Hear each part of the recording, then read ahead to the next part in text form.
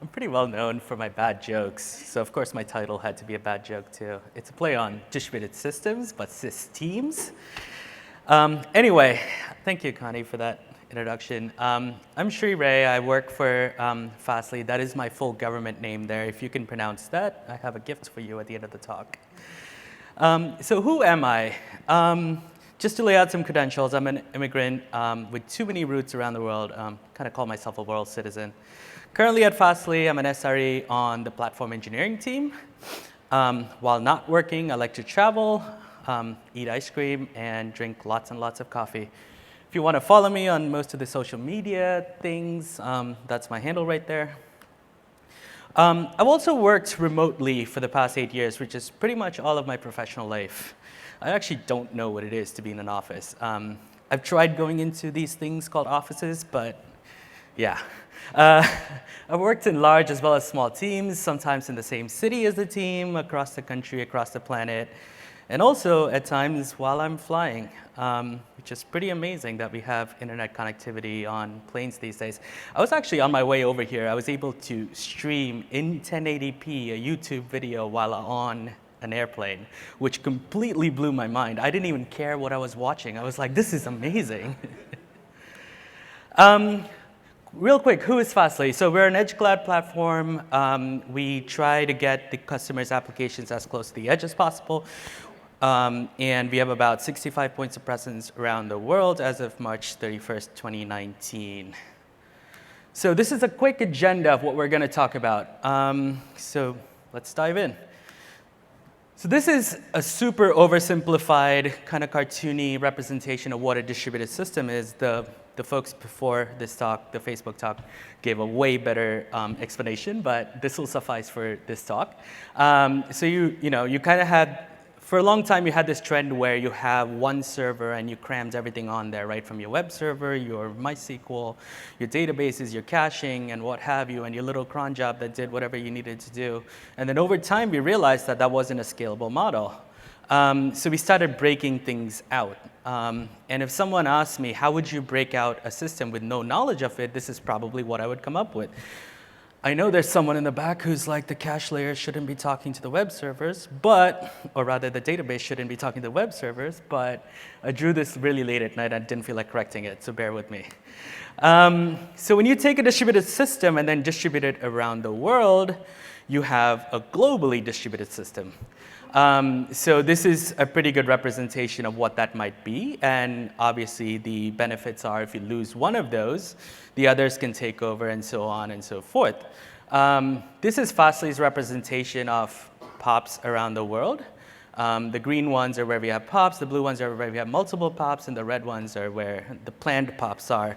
So you see the idea, it's like, say, you're in New York and you're online doing something, and of course, New York being the greatest city in the world, nothing breaks, but if things do break, your traffic can be easily routed to another data center close by. All right, so that's fine and dandy. So we're going to talk about the flaw. As humans, we have this tendency to geographically congregate in places. Our social lives are a great example. Sometimes we travel great distances to go and be in one room and watch one person talk about something with something on the screen. We pick our friends close to where we live. I live in New York City, and if I have to switch more than one train to get to you, we're not friends. So the same treatment that we give the code and the servers, we seldom give it to ourselves.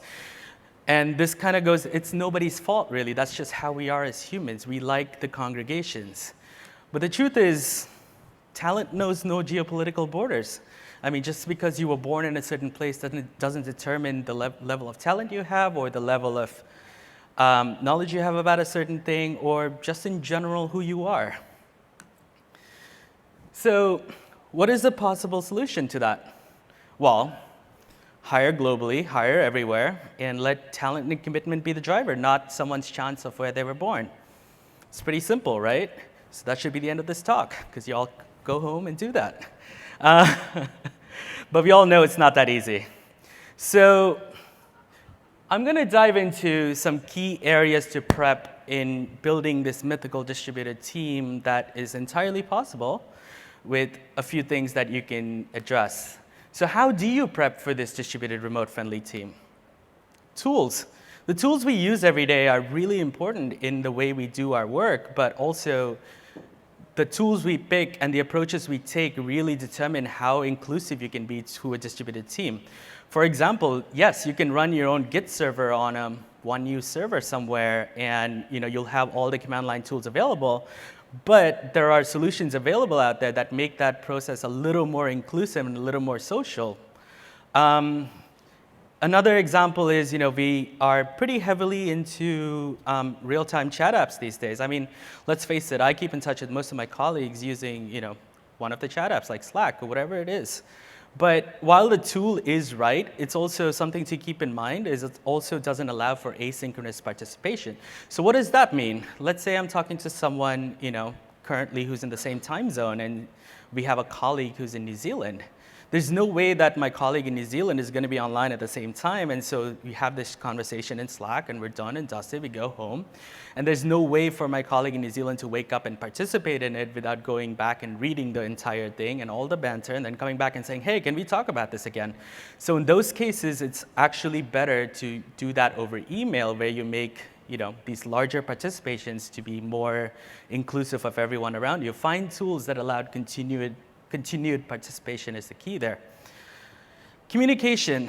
As I mentioned, the downside of working in an environment where you have real-time communication, while it does aid in certain ways, it actually works against you when you have a team as distributed as we do.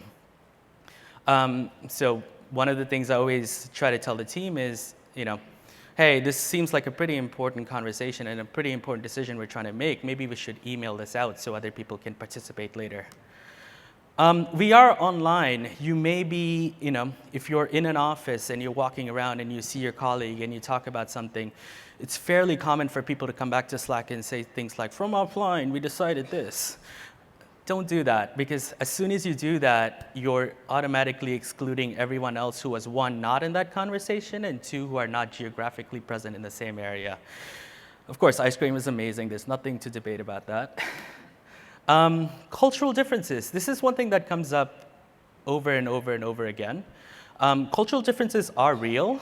For example, I have really loving parents of South Asian origin, and as a child, I was always told, children are meant to be seen and not heard.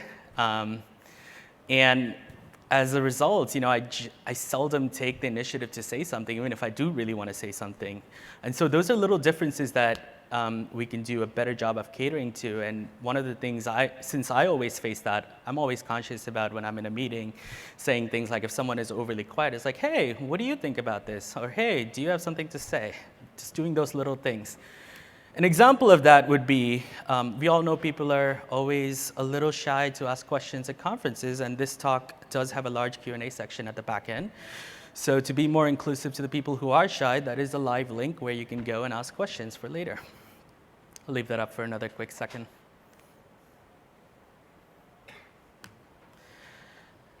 Be kind. This is something that is important regardless of whether you have a distributed team or not. But more so in a distributed team, you have to be aware that feedback loops may be a little delayed. Code reviews will take time. And like I said, even if you aren't a remote team, this should definitely be part of your ethos. My previous boss always said this, where there's a distinct difference between being nice and being kind. Being nice exudes sympathy, whereas being kind exudes empathy. And the latter is always the more important one. All right, so we made a little headway and made a few key changes culturally and tools-wise to head towards that distributed Sys team. What are the areas to focus on after? Again, I cannot emphasize this enough. Be inclusive. Communicate online. We are an online generation, and everything can be done online. Unless, of course, you're taking a bath with coffee. You can keep that offline. But keep all discussions in venues that promote maximum communication, and always over-communicate intent. One of my favorite things is, because none of my colleagues are in the same office or in the same region as I'm in, I always make it a point to go into Slack in the morning and say, good morning. Just starts the conversation. I always tell them when I'm going out to lunch, I tell them what I ate for lunch. I tell them what I didn't eat for lunch. I tell them what I'm doing in the evening. And it just keeps the conversation going, and it helps people, one, be engaged and also learn more about you. Be open to flex hours. Sometimes you may have close to no overlap with someone else on your team. I try to do this where if I'm on a project and I need to shift around my hours, I'll be like, all right, cool, I'll work from 8 in the morning to 12 at noon, take 5 hours off, and then come back in the evening, and then take an hour off, and then come back later. The key there is to, while you do this shifting, do not overwork yourself. Try to maintain that balance, but sometimes flex hours really work, both for you professionally and personally. Use video and audio. I mean, chat and email is so tone deaf that it's really hard to get points across. As one of my colleagues, Lisa, always says, if you have 3 unhappy lines of Slack or text, switch to video or phone. The other thing that I really struggled with was while chat and email and texting is tone deaf, as an immigrant, one thing that took me a while to understand was the American second language of sarcasm. It just doesn't carry over text. And it took me a long time to kind of understand what this is about. Chit chat is important. I've stressed on this before as well. I try to have little conversations with people on my team about my day, about what I ate, what I did. Set aside some time. I actually have dedicated one-on-ones with many people at the company where all we do is talk about life. There is no agenda. We don't talk about work at all. It's all about, what's going on in general. It's very important to build that human relationship more so in a distributed team. Group gatherings are another thing that, if feasible, help a lot. I generally like these group gatherings to be more, hey, let's just hang out and do something fun. It doesn't have to be completely work-related, but of course, to justify it as work-related, you have to do some work. But set aside some time just to hang out and just chat with people. Go, grab coffee, grab drinks, whatever it is. Respect time preferences. This is one thing that I struggle a lot, in spite of having always worked in a remote team. Not that I don't respect time preferences, it's hard to get those time preferences in one place. What I do encourage people to do is put on their calendars when you're going to be in or out. If you have social engagements, put it on there. I generally put all my social engagements on there. I put down things that are specific to my culture. For example, Diwali was last weekend, and that's on my calendar. I even put down calls with my mom sometimes on my calendar, so no one schedules over it, and people on my team know not to schedule over that. And lastly, know your privilege. We're all privileged human beings, one, for being here, for working on tech and everything else around us. One of the things that I always keep repeating to people is, a great example is, freedom of expression is not necessarily universal. It is something we do enjoy here in the US, and some other countries do. But I've had teams where someone would say something and a person on the other side of the world, in a place where freedom of expression isn't necessarily a universal freedom, is kind of awkward about it.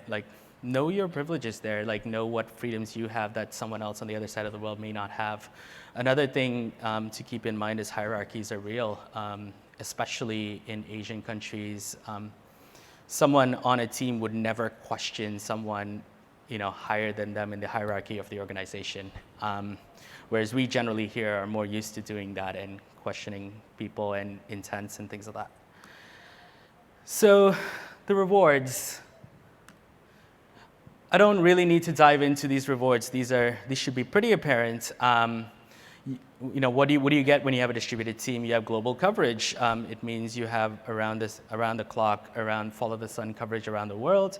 Don't have to wake up at 3 a.m. to fix things. Someone's always around to be the first line of defense. One of my favorite examples of this is at a previous job, we were a news publishing company, and we got hacked one day, and we had folks from Japan, London, New York, LA, SF, and Argentina participating in it. And the cool thing about that was we always had someone working towards the goal of figuring out what was going on and fixing it, while we all could take breaks and go to bed and wake up and be fresh and have fresh perspectives. But Have you figured out the head fake yet? While it is good to build a distributed team and have this global coverage, the actual real important thing to do here is this is a small way for us to build bonds with people across the world and across cultures and borders and everything else that divides us. After all, if we win, I mean, if we all work together, we do win. And with that, questions?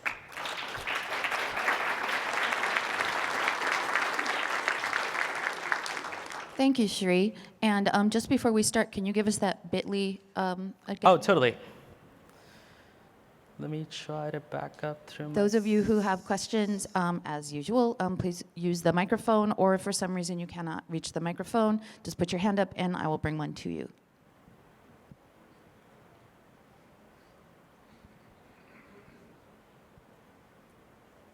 There we go. So thank you. I'm very fortunate to work at Red Hat in a globally distributed team, and I'm also somewhat cursed to work at Red Hat in a globally distributed team. I love my coworkers, but I don't have a chance to chat with my coworkers in the APAC region very much. I was curious what your thoughts are on how to conjure money out of thin air to have everyone from around the world meet in a single place to have a summit of some kind. That's actually a great question. The distance is real. But one thing I always tell people is, and this is a true fact of life, air travel is actually super relatively inexpensive these days, especially for a large company to sponsor. I have actually flown to Asia for cheaper than flying across the country to San Francisco. And while the distance is large and people coming from faraway places do have to put the effort, and let's face it, air travel is not really the most comfortable thing to do, it is entirely possible from a purely financial standpoint. And of course, once you're in the place, regardless of where you came from, the hotels and everything cost the same. So that is definitely something that I would, try to pitch to your employer to justify and say that, hey, tickets are about the same regardless of how far you fly. It's the economics of the distance that works there. How do you deal with knowledge siloing? So you've got colleagues I've got a colleague in New Zealand, let's say, and he's the one that deployed the traffic instance. And then, there's something maybe wrong with it. But the sun will be up in New Zealand in a couple hours, so I'll let him deal with it. And then this, goes on all the time, and our hours never overlap, so I never have a chance to learn from him. How do you deal with that? That is an interesting question. My initial reaction was that's not something that's unique to a distributed team in terms of the knowledge siloing, but what is unique is the time difference, right? Right, because if you're in a co-located team, at least you can talk to your colleague. But if you're in a distributed team with the time difference, you don't necessarily have that opportunity to talk, to chat. Hey, traffic was down. What did you do to fix it? Right. I do solve some of that is solved by over communicating what you're doing. A lot of times, even if I'm doing the most mundane of tasks or mundane of maintenance scripts, I generally always put that into Slack or text or whatever the chat program you're in. And a way to get people involved is hey, can someone sanity check this? And as soon as you say that, people get more interested and look at it, as against just putting a bunch of text in there from your terminal. Over-communicating intent, over-communicating what you're doing definitely helps solve some of that. Apart from that, it comes down to the tools you pick in terms of documentation. I mean, let's face it, documentation is hard. No one wants to do it. And my thing is try to make the tool as easy as possible to use. For example, our specific team pretty recently, since we're so heavy in the Git workflow, we were hey, how about we just start documenting alongside all our infrastructure as code, alongside our stuff, and break away from what the rest of the company is doing, and then on schedule move it from here to what the rest of the company is doing. It's all about picking the tool that works best for you and that gives you the lowest barrier of entry. Thanks. Hi, great talk, thank you. I've seen experienced teams where, for better or worse, the executives, the management, creates intentionally silos. They might have like an architecture team that's in like the headquarters, and then maybe an operations team that might be in India or maybe in China or something like that.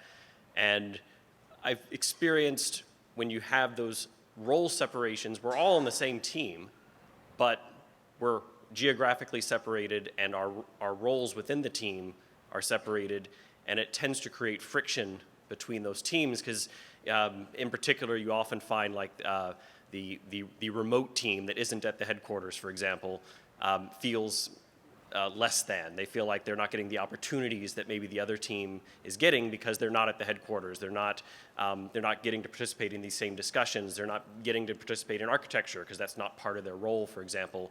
What are some strategies you might suggest to try to be more inclusive to those teams, to try to reinforce that we're all working together toward the same goal? That's actually a great question. And if you noticed, during my entire talk, I never used the word remote team, because that is an exclusionary term. And I do appreciate that you recognize that, as you pointed it out. I'd rather use the word distributed team or geographically superhuman team or whatever you want to say. Culturally, remote has always had this negative connotation to it, unfortunately.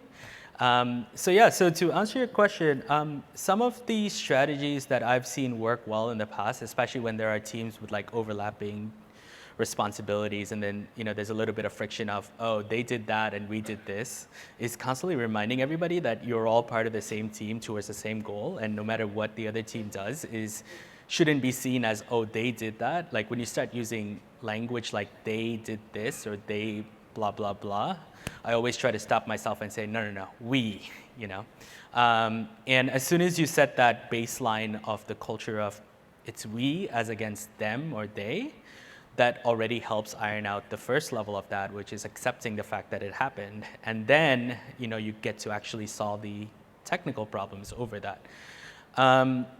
How do you make it more inclusive to say, you're, like, for example, as you mentioned, you're at the headquarters and a team is somewhere else on the other side of the world. We're all humans, so automatically the team on the other side of the world already feels like they are, the second team in this regard. That is really hard. I have been at companies where I've been the only remote person on the team, and I was always made to feel like a second-class citizen. They would always say things like, oh, well, we decided this, but since Sri is remote, we'll let him know tomorrow. And I would always say, hey, why can't we just have this conversation when I'm around, or rather when I'm available and online? And on the flip side, it also, I played a bit in that as well, where I always saw myself as the remote, person with an asterisk attached. So it is definitely a two-way street. One is, you have to make sure that the team involved is trying to make an effort to keep it inclusive. And on the other side, have the other team as well participate in making sure that they are included. Shri, would you mind if I helped answer that question? Yes, go for it. So I'm a director at Fastly, and I'm remote, and distributed, and and I also worked for Linden Lab in a distributed context, and also Groupon in a distributed context. And I would say that a lot of that comes from having your company set the culture themselves of acceptance to distributed workers, not just in the sense of like, oh, we'll videotape an all hands, but actually have the all hands at a time that's inconvenient for the US, for example. Or when your company is doing something special, for example, once, I'm gonna out myself as a cookie baker here, but I baked cookies for my team for Christmas and made sure to send them to everybody on my remote team. And one of the things Fastly does that I really, really like is they always make sure to include some sort of swag for the distributed teams as well. Like, for example, when they do an office movie night, they sent us all popcorn and Fandango gift cards, so that we could participate in our own way in a distributed fashion. So I would say that definitely having that come from the top of the culture, that acceptance, and also very specifically not just doing it about work things, but that chit chat is so important. because that's how you actually learn to trust and bond with the people that you're working with. Yeah, that's a good point. And actually, the cookie thing reminded me of something I wanted to bring up, which was what we've done at Qualcomm. A lot of the projects we work on, we brand them internally with fun names. So we'll have a platform that we've built gets a brand name, and we'll actually go to Sticker Mule and we'll actually make stickers for that product, and we'll make sure everyone on the team gets it. So the team in India, the team in Ireland or whatever, they get their laptops will have stickers on it that are from the projects they're working on that, they might come to visit the US and look, the same stickers are on each other's laptops. It kind of helps. Yeah, I think it's helped bring people together to show that, it's not just something we're doing, it's something that all of us are doing. So anyway. Having that visual identity of like having that common ground is really important, as you say. Yeah. Yeah. Thank you very much. Yep. I'm going to skip right into one quick remote question, sorry, and then I'll come to you. It's really fast. I'm looking to become part of a distributed remote team. What is the best way to identify companies that support this mode of collaboration? Come work at Fastly. We are hiring. Nice. Yes. I like that little plug there. So I've been lucky enough to lead a team that is in both Tokyo and San Diego. And thank you for this, because we leverage Slack a lot, and I kind of have back of my head been aware of it's almost all in Pacific time, but never really thought about how to include my Tokyo team more. There's one thing that I was hoping to get your take on, which is the language barrier. You talked about talent is everywhere, but that talent could be technical and not necessarily fluent in English, or fully conversational in English. So one of the things that I've found is I have a weekly video conference in 2 conference rooms, one there, one in San Diego, one in Tokyo, one in San Diego. But someone essentially live blogs it in Slack so that the team in Japan can use Google Translate or read and process at a different speed what's going on. But do you have any other recommendations for how to conquer a language barrier that's not necessarily, they don't have any concept of English, but more their English is just not fully fluent. So how to conquer the language barrier? Right. You actually make a great point there. And we had the same issue with specifically Japan, not issue, but challenge. When I was at BuzzFeed, they preferred to talk to us over Slack or chat because it was easier for them to, on their own time, translate it or use someone to translate what we're saying so that they can read between the lines as against being on video. So what we did for that particular instance was we actually sought out specifically someone who had a better command over English so that they could sit in on the meeting, so that they could have their back chatter, or they could go back and say, hey, remember they said that? What did they, The other thing we contemplated was all of us getting crash courses in Japanese, which, if you want them to know English, it's just fair that we should know Japanese as well. But that was a little harder because we actually had no basic Japanese skills, whereas they actually had basic English skills, so it was easier for them to scale up. Another question, are your remote coworkers reporting to the same manager as yours? Yes. We're actually, our team and most teams at Fastly are very distributed and a lot of times barely have more than 1 or 2, if that, people in the same geographic area.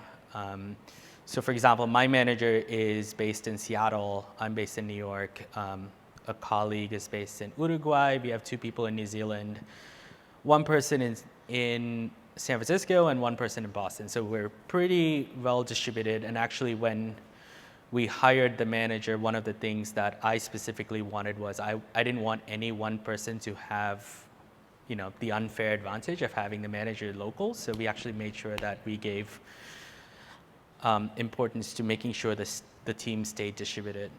If you refer to the blue box, some of us might not be able to tell which box you're talking about. Use label questions. Huh? Oh, yeah. Be aware of.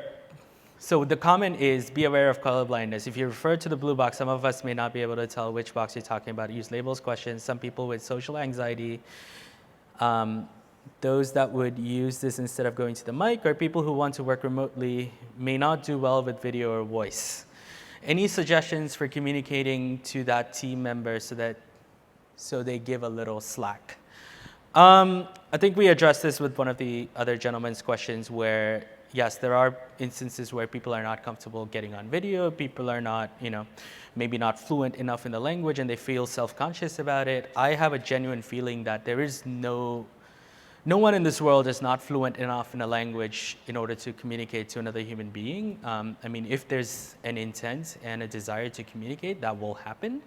I do travel quite a bit because I have this desire of understanding how different people live and how different cultures work and put myself in places where I don't speak the language, and somehow at the end of the day you use signs, you point to things, you put things together, and communication does happen. So it's all about how badly you want to do it and how much effort you want to put into it. Interesting thing that you have distributed team. Is it your team use agile framework like Scrum or Safe or something similar? If you use it, have you achieve challenges because you need daily meetings or something else for sync? I've seen that be solved in a couple of different ways, or rather I have been on teams where we solved it a couple of different ways. One was asynchronous check-ins on Slack. It's kind of like stand-up, but you just check in whenever, some people like checking in the beginning of the day, some people like checking in at the end of the day, whatever's comfortable for you and whatever time zone you're in. That way there's no pressure about, oh no, I have to say something, or oh no, I have to give an update. Another strategy I've seen is just instead of doing check-ins, just use the status of your board as the check-in. So you see what changed the previous day. That way the only pressure people have is updating the board, and they can do that whenever, be that at 9 p.m. local or 9 a.m. local. It doesn't really matter when they do that. So those are two effective strategies. Apart from that, in my current team, we do have one weekly meeting which lasts an hour, where we split it up into like different sections, and we do have a 10-minute section just to complain.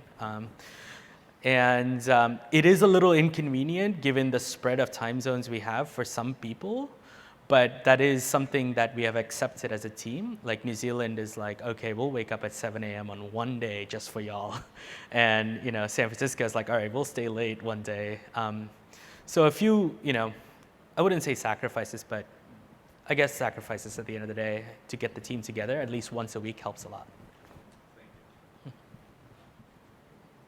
All right. Are there any more questions? I will pause awkwardly to let you all stop and think whether you really have a question that you wanted to ask but were afraid. There are some questions that came in. Are there more Bitleys? Yes. Yes. Your take on compensation for value contributed, equal pay worldwide, or compensation that is competitive locally, or some mix of the two? That is an interesting question. Obviously, cost of living isn't the same the world over, and things cost different in different places. But I'm always awkward when it comes to the salary negotiation phase of trying to get hired. In fact, I always just tell the recruiter, I'm like, this is super awkward. Let's keep it as brief as possible. I hate putting a value on myself, and I hate others putting a value on me. So I may not be the best one to answer that question because I'm already awkward about the compensation itself. But if I had it my way, everyone gets $1 million a year. I'll leave it at that, as awkwardly as possible. What video conferencing solution do you use? I use a combination of Slack video, Zoom, Google Hangouts, FaceTime, done it all. How would you encourage an offshore team that does not feel like they're able to comfortably ask questions or challenge things because of cultural differences? I mentioned this in an earlier slide. Just realizing that the cultural differences exist is already a huge step, and that already brings the other team forward to try and be more forthcoming about things. Like I said, when the difference is about people being shy about saying things, call on them, like don't put them on the spot, but say things like, hey, do you have something to add to this? Make pop-ins, I don't know, bit.ly links. There are many ways to include people, and depending on the cultural difference, some strategies might be better than the others. I think there's one last one here. You emphasize the importance of chit-chat and sharing personal information. How do you deal with people who like to keep business and personal life separate? Totally fair. I tend to be an open book, and I tend to answer all questions posed to me, but I also at the same time do respect people and their boundaries and what they want to share and what they don't want to share. Like asking someone about, hey, what did you eat for lunch is generally okay, and most people are more than willing to share that information with you. Think about it in the alternative scenario where you're actually in the same location. I mean, you probably saw what they were eating, right? No one puts a cover over their food when they eat. So start off with questions like that, and once you build trust, maybe the other person will open up, maybe they won't. You'll never know. But yeah, like start off with baseline questions that are general things that you would observe about someone next to you, and just go from there. And any tips for motivation in dealing with cabin fever while working on a distributed team? I make it a point to go check out a new coffee shop every afternoon. That's my thing. Maybe there are ice cream sundae places, maybe there are bars. Getting out of the house is important. While I do work from home every day, and mind you, this is a New York-sized apartment, right? So we're talking about 200 square feet. I make it a point to do things to start my day, and for me, that is showering, making coffee, and listening to, NPR's daily morning report. So that way I know my day has started. I used to just roll out of bed and go to the desk and start using my laptop. But one of the values I got out of making sure there's a concrete start of my day was that I knew that's where the workday started, and then I end my workday in the same way. So I time box the time I'm working, because otherwise you're just going to be working the entire time because you don't have a concept of like when it starts and when it ends. Try to get out of the house. Like I said, my routine in the afternoon is get lunch, go work at a coffee shop or something. And that's it. All right. Do we have any more questions for people on the mic? All right. A little bit of housekeeping then. First of all, thank you, Sri. Thank you.